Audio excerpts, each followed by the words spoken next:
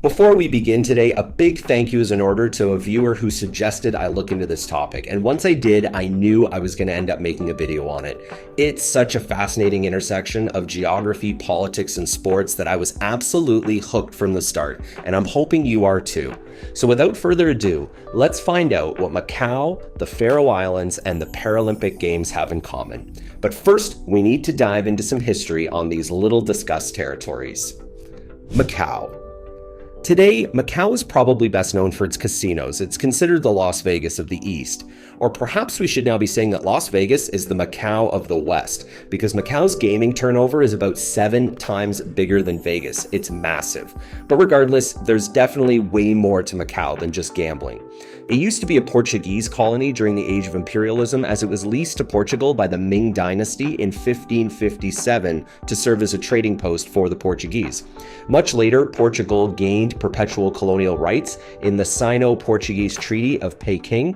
The period of Portuguese influence officially ended in 1999, with the handover of Macau back to China, occurring right alongside the return of Hong Kong by the British.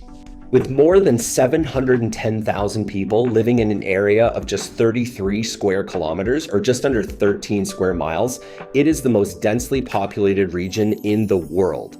But those 710,000 people generally live pretty well, as the island has an extremely high level of human development, an impressive GDP per capita income, one of the highest levels of purchasing power on Earth, and the 4th highest life expectancy in the world.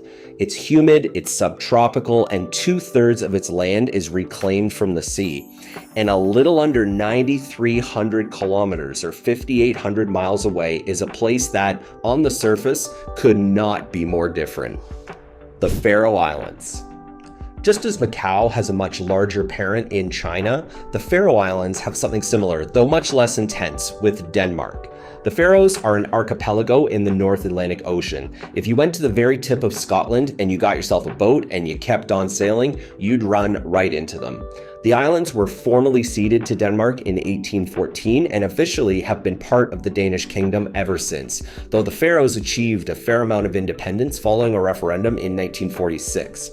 Today, they are effectively totally autonomous outside of some areas like defense, policing, currency, justice, and small portions of their foreign affairs.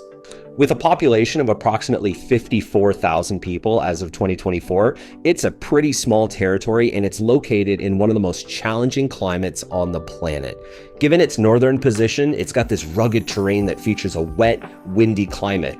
However, because of the Gulf Stream, the temperature isn't as bad as you might think, with summer averaging around 12 degrees Celsius or 54 degrees Fahrenheit, and winter averaging around 5 degrees Celsius or 41 degrees Fahrenheit. Its capital and largest city, Tórshavn, receives the fewest recorded hours of sunshine of any city in the world at only 840 sunshine hours per year. You have gotta be tough to live in the Faroe Islands, that's for sure. But I can already hear you asking, okay, cool, Macau and the Faroe Islands are both islands, they both have much larger nations over top of them, they both have interesting histories, but it seems that they have more differences than similarities, right? What could these two places possibly have in common when it comes to the Paralympics? Great question, thanks for your patience, it's time for the answer. The Paralympic Games. Macau and the Faroe Islands have the unique distinction of being the only two territories in the world that compete at the Paralympics, but not at the Olympics. Now let me explain. At the Olympics, athletes from Macau compete as part of the delegation from China, while athletes from the Faroe Islands compete with Denmark. This is actually pretty common for athletes from many autonomous territories around the world. It happens kind of often. But as mentioned, for these two territories at the Paralympics, it's a totally different story. For Macau, their own Paralympic Committee was formed in 1979 and formally recognized by the International Paralympic Committee shortly thereafter, and they first competed at the Paralympics in 1988 in Seoul. Most critically for this discussion, the terms of the 1999 handover stipulated that Macau must participate in any international activities as an independent entity different from mainland China. And since the Paralympic Committee and entry into the Games occurred before the handover, it's continued like that ever since. For the Faroe Islands, it's a somewhat similar story, though the key dates are in the 1940s when they gained the aforementioned autonomy and independence from Denmark. Previous to this, there were no Paralympics. So for the Olympics, any athletes from the Faroe Islands would have competed with Denmark as the mother country. However, since they formed their own national Paralympic committee and joined the Paralympic Games after gaining this new independence, they were able to compete under their own flag from day one. The Faroe Islands first competed at the Summer Paralympic Games in 1984, and they've also been at every rendition of the Games since, giving them a long Paralympic tradition that celebrates its 40th anniversary at the Paris 2024 Games. Paralympic Performance. Unfortunately, this is where the territories of Macau and the Faroe Islands differ in terms of success at the Paralympics. Let's get the bad news out of the way first. For Macau, they are sadly yet to win a medal at the Paralympic Games ever. They actually didn't even participate in the 2020 Tokyo Paralympics, and the previous Paralympics in 2016 in Rio saw the territory send just a single athlete, an 18-year-old swimmer named Chen Yu Chia. He only got into the Paralympics with a wildcard entry granted by the International Paralympic Committee. He finished 17th in the 200-meter freestyle event and 19th in the 200-meter individual medley, unfortunately not advancing in either event. So sadly, there hasn't been much success for Macau at the Paralympics. But on the flip side, the Faroe Islands have had considerable success at the Paralympic Games, competing under their own flag.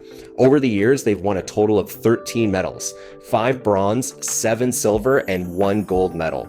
And because I know you're wondering, I will tell you that single gold medal was won by a woman named Christina Neusch in swimming, specifically the C3 100-meter backstroke at the 1988 Seoul Paralympics.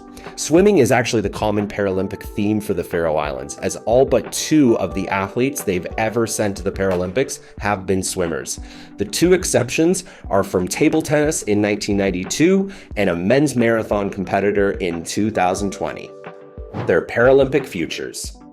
So what lies in store for Macau and the Faroe Islands in the future? Well, it's tough to say. As mentioned, Macau has not won a medal in its Paralympic history, and despite those successes we mentioned for the Faroe Islands in the past, they actually haven't won a medal since 2004 in Athens. But that said, and as I frequently stress here on the channel, success is not always dictated by the hardware won. Both of these territories are strong and supportive of their athletes, and given the uniqueness of their geographies, histories, and cultures, winning medals is almost secondary.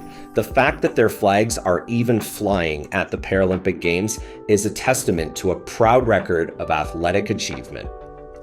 Thanks for watching today, everyone. Let me know what you think in the comments below, and as always, if there are some topics you'd like to see me cover here on the channel, drop them into the comments with the hashtag idea.